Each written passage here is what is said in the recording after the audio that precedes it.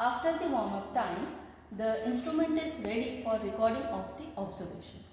So for this, adjust the gain and adjustment knobs such that this central pointer shows equal deflections on either side of this central position. Okay, you have to ensure that this central pointer should show equal deflections towards either positions.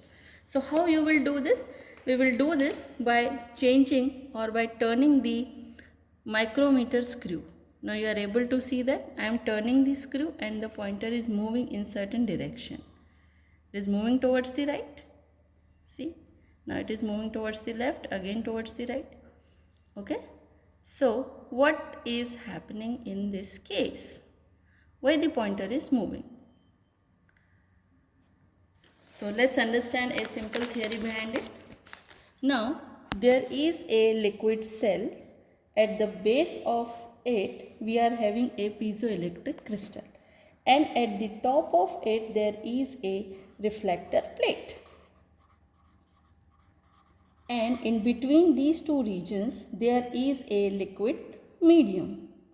So when the ultrasonic waves pass through this, okay, they travel through this and they are reflected from this reflector plate and again come back to this. Okay, so the ultrasonic waves are like this, as they are sound waves, but for the sake of understanding I am just making them as a transverse waves. That waves will be traveling through liquid, they are reflected by them, they are coming back and again they are touching at this point. So what we are getting is a stationary wave pattern. Okay, now if at both these ends there are nodes, this pointer move towards the right. Okay, if both the ends, if you consider this end and at this end, if there are nodes, then this pointer move towards the right. Otherwise the pointer move towards the left. So what we are adjusting basically is the length of this liquid column. We are trying to adjust this liquid column so as to get the nodes at both the position, or say maxima. Okay, this position is called as the maxima position.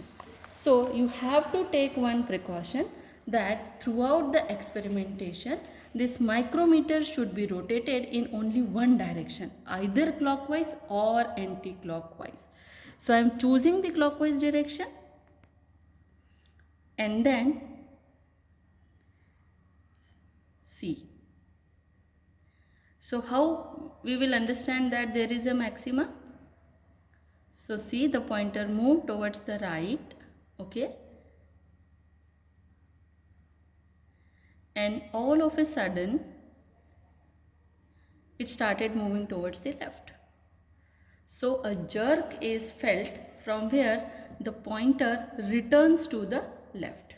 Okay, so at that particular point where this pointer which was going towards the right suddenly shifts to the left. So right, right, right, left. At that particular point we have to record the readings of this micrometer. Okay, so I will tell you how to record the observations now.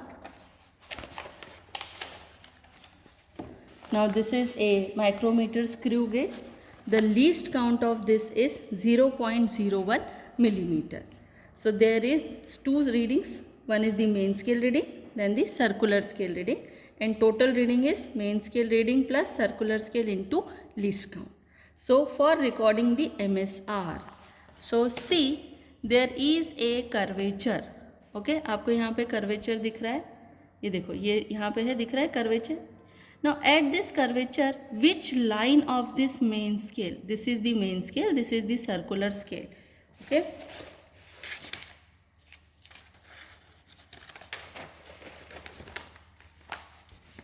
So the picture is like this. This is your circular scale and this is your main scale. So here there is 0. There are some small markings and it is written 5. Okay, so 0, 1, 2, 3, 4, 5, 6, 7, 8, 9, 10.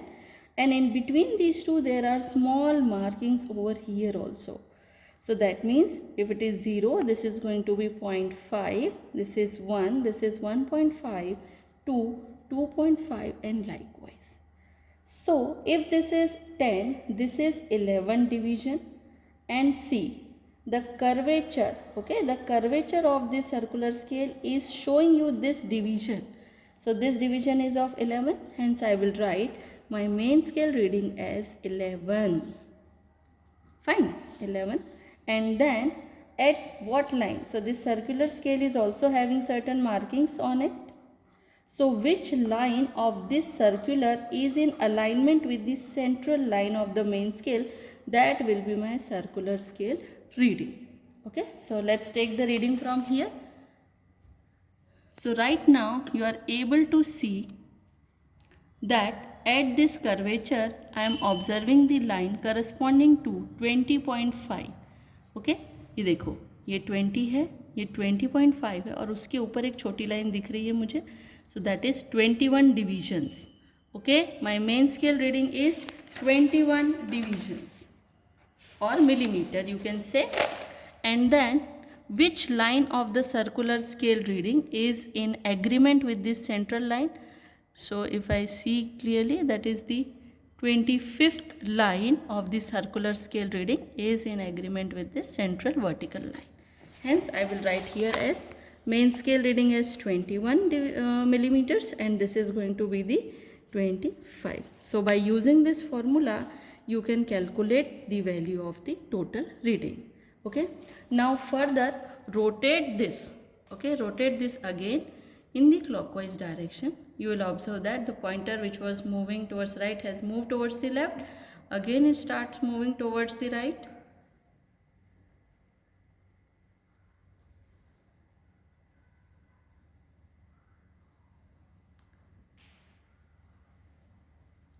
Now the jerk has been felt.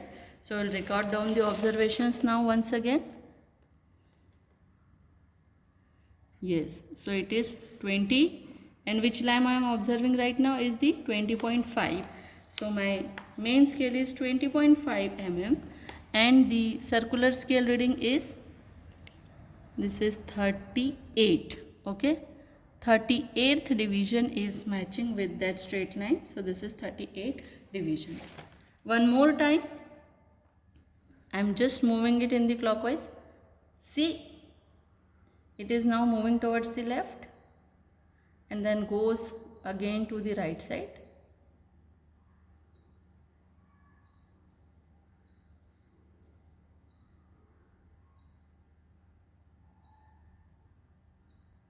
It has moved towards the left.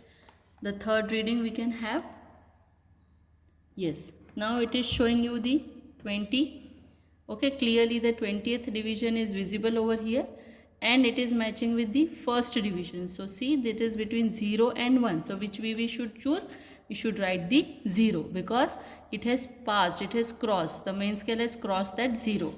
Okay, so it is 20 and it is going to be 0.